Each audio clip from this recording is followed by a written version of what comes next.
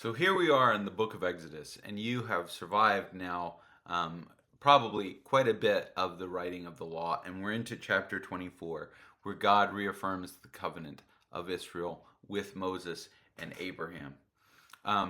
We very much have within the book of Exodus the narrative of the priests, and I want to talk very briefly about why that is so important.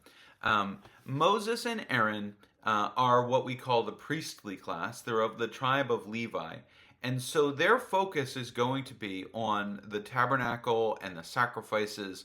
And it can get a little bit tedious for the rest of us because you're sitting there going, why do we have to know all this about all these offerings and all these specific laws?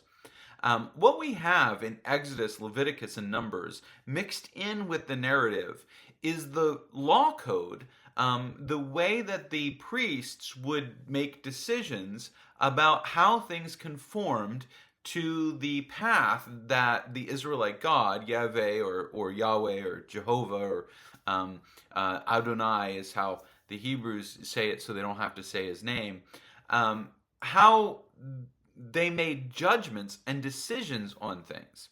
And while we look at it and say it's kind of nitpicky, every piece is important because it points the people of Israel, the sons of Israel, toward their God and distinguishes them from the people around them.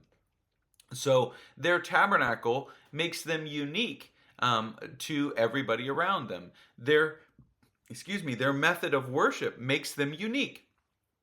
Their attitude toward slavery, their attitude toward women, those are all unique to the Israelites. And so they're an important glimpse into that society and that culture. And so, yes, it can be a little bit to read an awful lot, this stuff. It gets a little bit overwhelming. But I encourage you to kind of think about it as you're working your way through it and say, okay, so if this is being said about the Israelites, what was unique about their relationship with their God that really is being played out in this passage?